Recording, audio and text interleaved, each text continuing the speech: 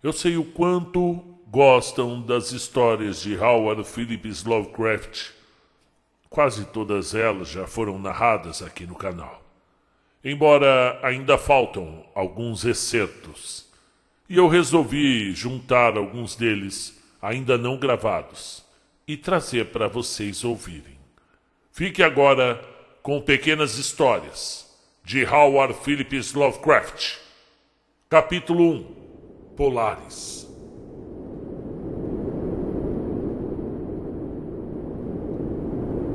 Pela janela norte do meu quarto brilha a estrela polar com misteriosa luz.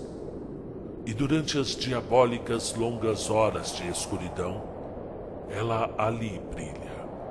E na estação outonal, quando os ventos do norte imprecam e lamentam, e as árvores de folhas avermelhadas do pântano murmuram umas para as outras nas primeiras horas da madrugada sob a lua minguante, sento-me ao pé do caixilho e fico observando essa estrela, a estrela polar.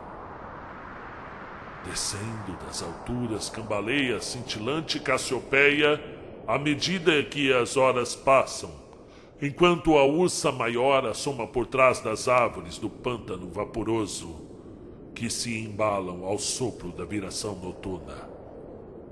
Pouco antes da aurora, Arturus pisca incendida acima do cemitério, sobre o outeiro, e a cabeleira de Berenice tremula fantasmagórica e distante no misterioso leste. Mas a estrela polar espreita ainda do mesmo lugar na escura abóbada, piscando odiosamente com um insano olho vigilante que se esforça para transmitir alguma estranha mensagem, sem nada a evocar, exceto que algum dia teve alguma mensagem a transmitir. Às vezes, com o tempo nublado, eu consigo dormir. Recordo-me perfeitamente da noite da grande aurora, quando brincavam sobre o pântano as repelentes fulgurações da diabólica luz. Depois da luz vieram nuvens, e então eu dormi. E foi sob uma lua minguante que avistei a cidade pela primeira vez. Calma e sonolenta, ela jazia sobre um estranho platô, numa depressão entre estranhos picos. De mármore extasiante eram suas muralhas e suas torres, suas colunas, domos e pisos. Nas ruas de mármore erguiam-se pilares de mármore, cujos topos eram entalhados com imagens de graves homens barbados. O ar estava tépido e calmo, e no alto, a cerca de 10 graus do zênite, luzia a vigilante estrela polar. Mirei longamente a cidade, mas o dia não veio.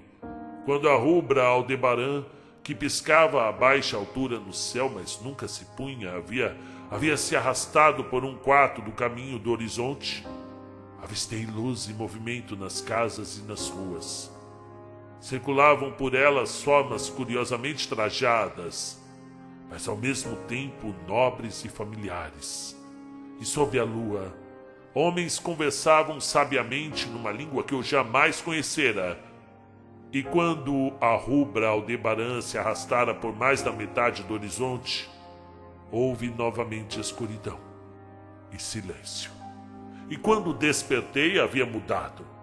Gravada em minha memória estava a visão da cidade, e dentro de minha alma surgia uma outra e vaga recordação, de cuja natureza não estava bem certo. Dali em diante, nas noites nubladas em que conseguia dormir, via frequentemente a cidade, às vezes sob os tépidos raios amarelos de um sol que nunca se punha, circulando a baixa altura da linha no horizonte. E nas noites claras, a estrela polar espreitava como nunca. E como nunca ela espreitava, gradualmente eu comecei a meditar sobre o lugar que poderia ocupar naquela cidade, no estranho platô entre estranhos picos. Inicialmente contente de ver a cena como um observador eteriamente presente, agora desejava definir minha relação com ela e abrir minha mente entre os homens graves que palestravam cotidianamente nas praças públicas. Eu disse para mim mesmo: isso não é um sonho, pois de que outra maneira poderei provar a realidade verdadeira daquela outra vida na casa de pedra e tijolo, aquela ao sul do sinistro pântano e do cemitério sobre o outeiro, onde a estrela polar espreita por minha janela do norte a cada noite? Certa noite, enquanto escutava a conversa na grande praça repleta de estátuas, senti uma mudança e percebi que pelo menos havia conseguido uma forma corpórea.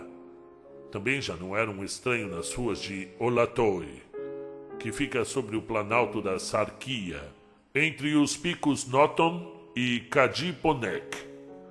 Foi meu amigo Aius quem falou, e sua fala deleitou a minha alma, pois era a fala de um homem íntegro e patriótico. Naquela noite chegaram notícias da queda de Daikos e do avanço dos Inutos, infernais demônios atarracados que tinham surgido havia 5 anos, vindo do desconhecido oeste para saquear os confins do nosso reino e sitiar muitas de nossas cidades. Tendo tomado as fortificações no sopé das montanhas, seu caminho estava agora aberto para o Planalto, a menos que cada cidadão pudesse resistir com a força de 10 homens, pois as criaturas ataltacadas ali eram poderosas nas artes da guerra e não tinham os escrúpulos de honra que vedavam aos nossos homens altos e de olhos cinzentos de Lomar a conquista implacável. Aius, meu amigo, era comandante de todas as forças do Planalto, e nele estavam depositadas as últimas esperanças da nossa terra.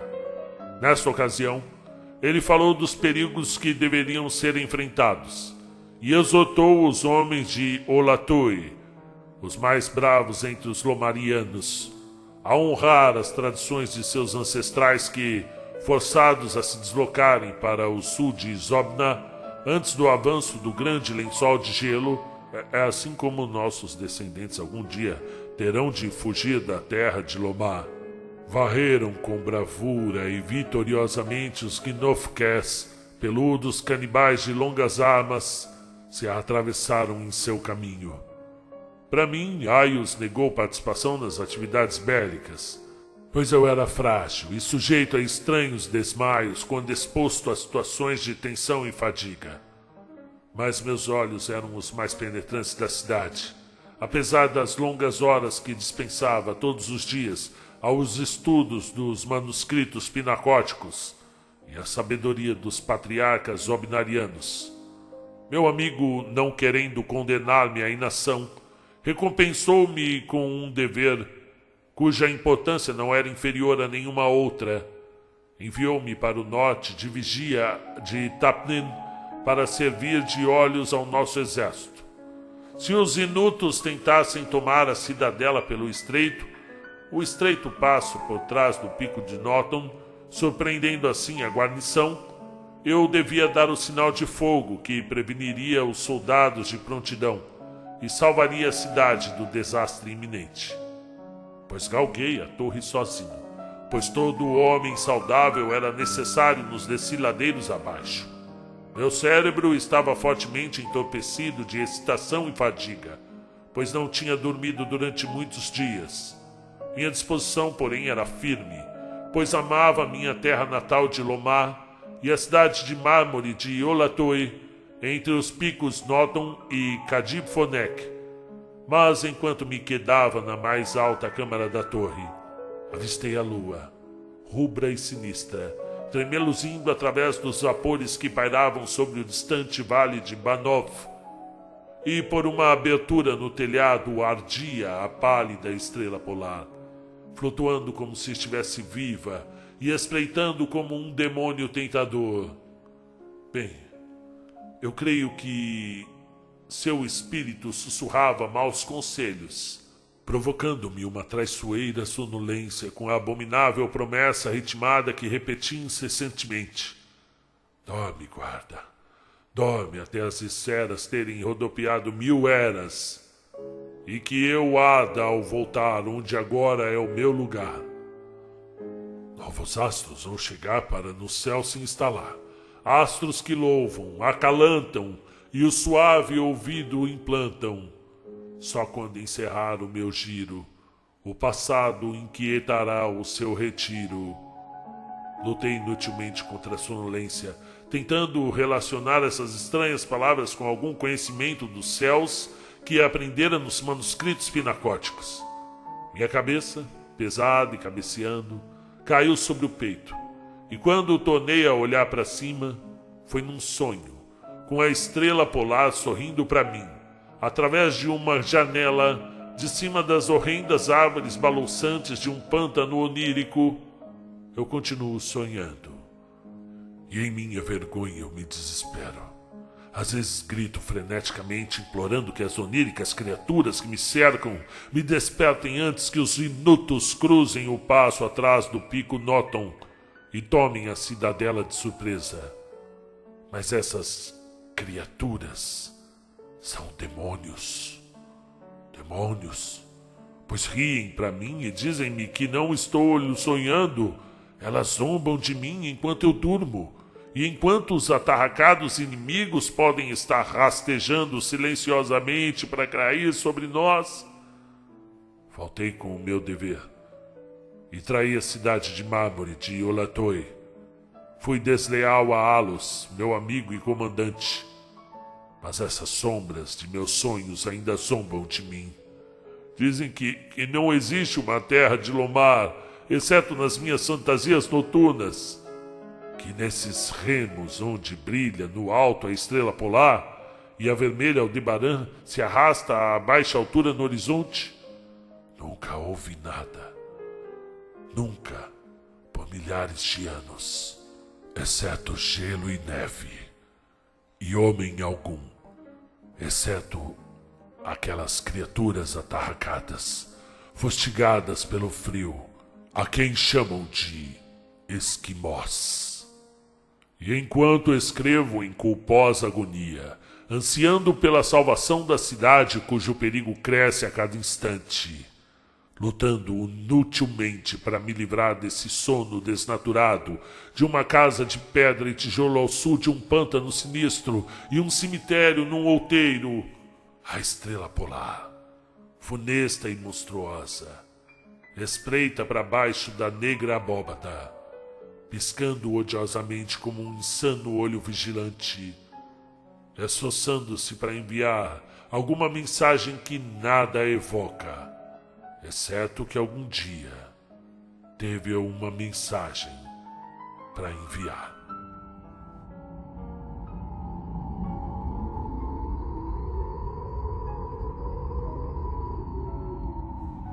Capítulo 2.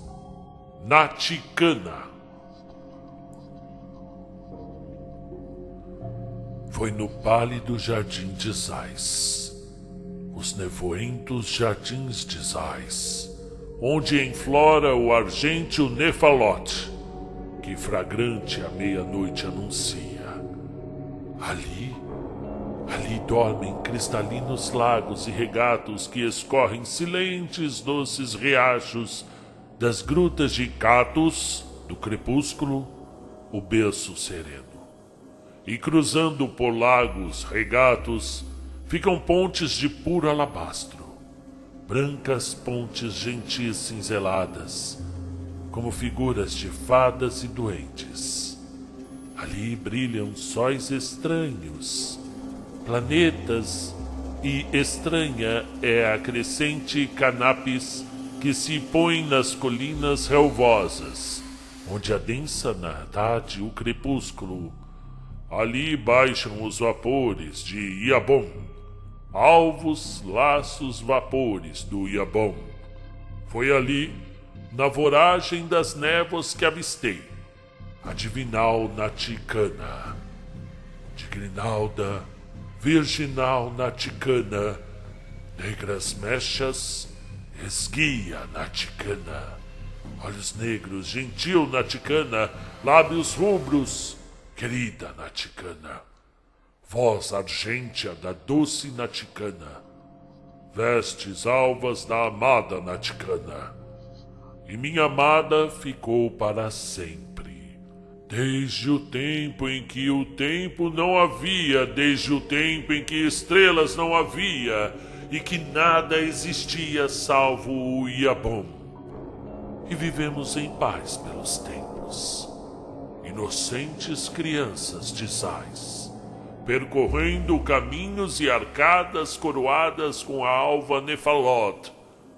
Quanta vez ao crepúsculo rogamos, quanta vez, sobre os pastos, colinas floridas, alvejadas pela humilde Astaton, a humilde e graciada Astaton, e sonhamos num mundo de sonhos, belos sonhos, mais belos que o Éden, sonhos puros, mais reais que a razão, e por eras sonhamos, nos amamos, até a horrenda estação de Dzanin, remaldita estação de Dzanin, onde os rubros eram os sóis, os planetas, onde ardia a crescente Canapis.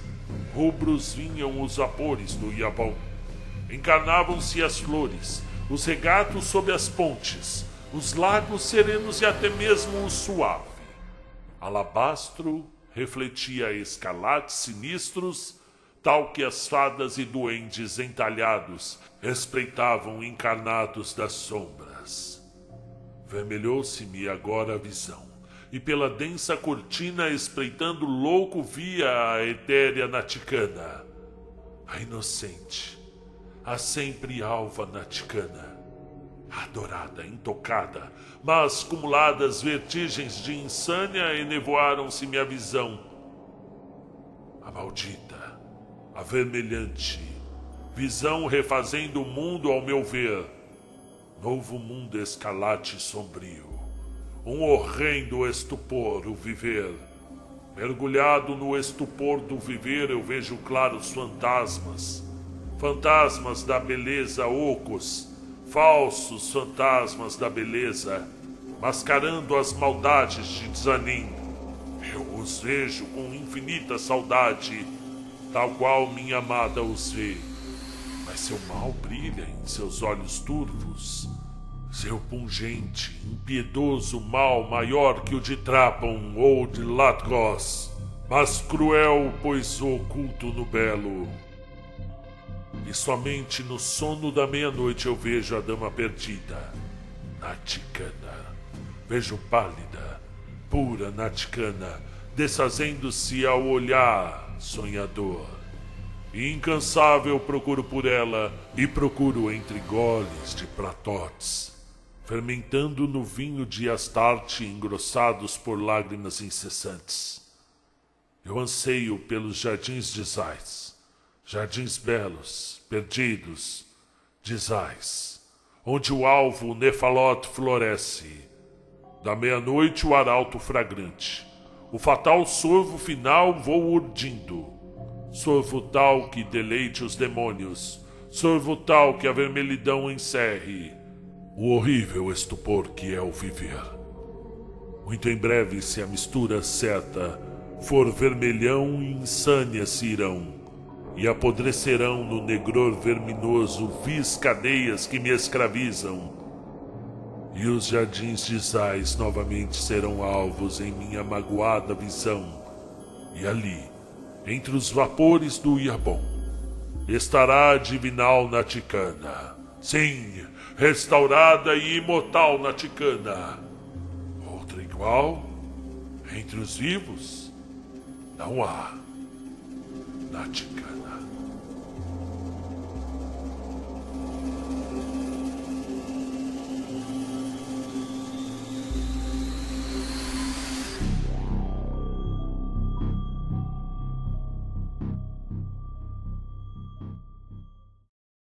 Capítulo 3. Astrofobos. No céu da meia-noite a se incendiar, através da profunda imensidão, vi certa vez, com sôfrega emoção, o brilho de uma estrela singular, que a cada novo ocaso retornava e junto ao carro do Ártico brilhava. Ao seu fulgor belíssimo, dourado, ondas de pura graça se mesclavam, enquanto sonhos de êxtase baixavam em mirra, névoa e lísia misturados, e aos acordes das liras, maviosos cantares lídios soavam harmoniosos. E eu pensei, são cenários de deleite onde moram os livres e os benditos, e há nas horas tesouros infinitos, que o feitiço do lótus mais enfeite, e onde líquido e doce como o mel, flui o som do alaúde de Israfel. Mundos de uma ignorada beatitude ali, tal eu supunha, se acendiam onde a paz e a inocência se acolhiam, junto ao tronco supremo da virtude, e onde na luz bruniam homens justos seus pensamentos límpidos e augustos. E eu devaneava assim, quando a visão sobreveio vermelha, atroz, mundana, em derrisão tornando-se a esperança, e a beleza em desgosto e distorção, as cordas em estranhas colisões, e um caos imenso de espectrais visões. Tornou-se rubra a estrela da loucura, enquanto eu perscrutava o seu fulgor, e o que foi alegria era a amargor. A verdade expulsando a visão pura, e espiavam 1000 demônios de olhos maus por entre o brilho e a febre desse caos. Agora sei que fábula encantada essa áurea refulgência me contou, e evito o que ontem vi e me enlevou nessa longínqua treva constelada. Mas eis que o horror, imóvel e inclemente, ficará na minha alma eternamente.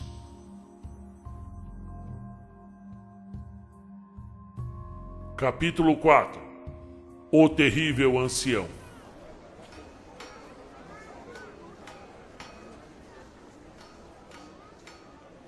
Era a intenção de Ângelo Ricci, Joe Cizanek e Manuel Silva fazerem uma visita ao velho Ruim. Sim, velho Ruim. Esse ancião morava sozinho em uma casa antiquíssima na Rua d'Água, perto do mar, e tinha a reputação de ser ao mesmo tempo muito rico e muito frágil. Tratava-se de uma combinação de qualidades muito atraentes, principalmente para homens da profissão dos senhores Ricci, Cizanek e Silva, que ganhavam a vida praticando aquela atividade que o tempo dignificou, o roubo. Os habitantes de Kingsport diziam e pensavam muitas coisas sobre o velho Ruim, que em geral o mantinham a salvo das atenções de cavalheiros como o Sr. Ricci e seus companheiros, apesar do fato quase certo de que ele ocultava uma fortuna de grandeza indefinida em algum local de sua morada bolorenta e venerável. Em efeito, era uma pessoa estranhíssima, de quem se acreditava ter sido no passado o capitão de Clippery das Índias Orientais. Era tão velho que ninguém se lembrava do tempo em que era jovem, tão taciturno que poucos conheciam seu verdadeiro nome. Entre as árvores retorcidas do pátio fronteiro de sua vetusta e desleixada vivenda, ele conservava uma estranha coleção de grandes pedras, agrupadas de maneira esquisita e pintadas de modo a se avermelharem aos ídolos de um obscuro templo oriental. Essa coleção afugentava amedrontados a maioria dos meninos que gostavam de implicar com o velho Ruim por causa de seus cabelos e de sua barba branca, ou de quebrar as janelas de pequenas vidraças de sua casa com os perversos petados. No entanto, havia outras coisas que assustavam as pessoas mais velhas e mais curiosas, que às vezes se esgueiravam até a casa para olhar pelas vidraças empoeiradas. Diziam essas pessoas que, sobre uma mesa no andar térreo, viam-se várias garrafas singulares, cada uma delas tendo em seu interior um pedacinho de chumbo suspenso por um fio, à guida de pêndulo. E diziam que o velho Ruim conversava com essas garrafas, dirigindo-se a elas por nomes como Jack, Cicatriz, Tomazão, Zé Espanhol, Peters, Imediato Reles, e que sempre falava a uma das garrafas. O pedacinho pêndulo de chumbo em seu interior produzia certas vibrações claras, como se respondesse. Aqueles que tinham visto o velho ruim, alto e magésimo, mantendo essas esquisitas palestras, não procuravam olhá-lo de novo, mas Ângelo Rick, Joe Cizanek e Manuel Silva não tinham sangue de Kingsport. Pertenciam àquela geração alienígena, nova e heterogênea, que se situava fora do cativante círculo da vida e das tradições da Nova Inglaterra. E viam no velho ruim tão somente um barbudo trôpego e quase caduco, incapaz de caminhar sem a ajuda de sua bengala nodosa e cujas mãos magras e débeis tremiam deploravelmente. A seu modo, na verdade, até compadeciam-se daquele sujeito solitário e impopular, de quem todos fugiam e para quem os cães ladravam de maneira singular. Entretanto, trabalho é trabalho, e para um ladrão que dedicou sua alma à profissão, há uma atração e um desafio em um homem idoso e débil, que não tinha conta no banco e que pagava suas poucas compras na loja da cidade com ouro e com prata da Espanha, cunhada há 2 séculos. Sim, os senhores Rick, Cizanek e Silva escolheram sua visita na noite do dia 11 de abril. O senhor Rick e o senhor Silva deveriam entrevistar-se com o infeliz cavalheiro, enquanto o senhor Cizanek esperaria a eles e a sua carga, presumivelmente metálica, com um carro na Rua do Cais, ao lado do portão do alto muro dos fundos da casa do ancião. Foi o desejo de evitar explicações desnecessárias no caso de inesperadas intrusões da força policial que levou a esses planos de partida serena, sem alarde. Tal como combinado, os 3 aventureiros puseram-se a caminho separadamente, a fim de evitar quaisquer suspeitas malévolas posteriores. Os senhores Rick e Silva se encontraram no portão de uma entrada da casa mesmo, ali na Rua da Água, e embora não gostassem nada da maneira como a lua brilhava, iluminando as pedras pintadas através dos galhos florescentes das árvores retorcidas, tinham coisas mais importantes em que pensar, além de tolas superstições. Temiam que fossem obrigados a tarefas desagradáveis para obrigar o velho ruim a mostrar-se loquaz a respeito de seu tesouro de ouro e prata, pois os velhos lobos do mar são notavelmente cabeça dura e avarentos. Mas afinal ele era velhíssimo e debilíssimo e havia 2 visitantes. Os senhores Rick e Silva eram experientes na arte de persuadir pessoas obstinadas, e os gritos de um homem fraco e excepcionalmente venerável poderiam ser abafados com facilidade. Assim, refletindo, chegaram até uma janela iluminada e ouviram o velho ruim conversar infantilmente com suas garrafas, as garrafas com os pêndulos, e depois colocaram máscaras e bateram cortesmente na porta de carvalho, manchada pelo tempo. A espera pareceu interminável ao Sr. Cizanek, que se remexia impaciente no carro coberto junto ao portão da casa dos fundos, ali, do velho ruim, na Rua do Cais.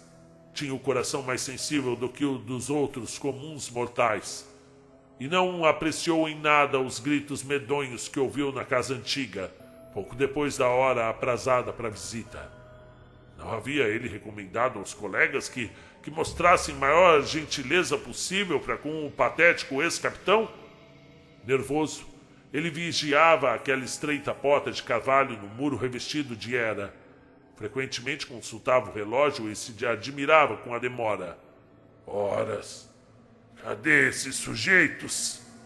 Haveria o ancião morrido antes mesmo de revelar onde ocultara seu tesouro, tornando forçosa uma busca rigorosa? Ao Sr. Cizanek não agradava esperar tanto tempo no escuro, ainda mais em tal local. Percebeu então passadas suaves ou arrastar de pés no caminho do outro lado do portão. Ouviu que abriam de leve a tranca enferrujada e viu a porta, estreita e pesada, abrir-se para o lado de dentro. E a luz pálida da única luz da rua esforçou-se para ver o que os colegas tinham trazido de dentro daquela casa sinistra, que parecia agora maior do que nunca. Entretanto, ao olhar, não viu aquilo que esperava, pois não eram seus camaradas que estavam ali, mas apenas o velho. Era o único que estava ali, era o velho ruim, apoiado serenamente em sua bengala nodosa e tendo nos lábios um sorriso tétrico.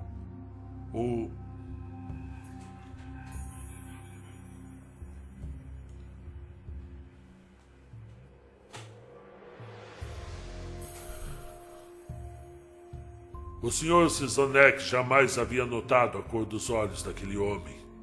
Eram amarelos. Coisas pequenas causam considerável agitação em cidadezinhas. E foi por isso que a gente de Kingsport falou durante toda aquela primavera e todo aquele verão a respeito dos 3 corpos que haviam sido trazidos pela maré, impossíveis de identificar, horrivelmente dilacerados, como por obra de muitos cutelos, e horrivelmente mutilados, como que pisados por muitas botas cruéis. E algumas pessoas até se detiveram a falar em fatos triviais como o carro abandonado que havia sido encontrado na Rua do Cais, ou de alguns gritos notavelmente inumanos, provavelmente de algum animal extraviado ou de algum pássaro migrante, ouvido de noite por cidadãos despertos. Mas por todo esse disse-me-disse ocioso de uma cidade pequena, o velho ruim não demonstrou qualquer interesse. Era por sua própria natureza uma pessoa reservada. E quando se é idoso e débil, as reservas naturais, sem dúvida, redobram. Ademais, um lobo do mar tão entrado em anos só podia ter sido testemunha de vintenas de fatos muito mais extantes nos dias longínquos de sua juventude já esquecida.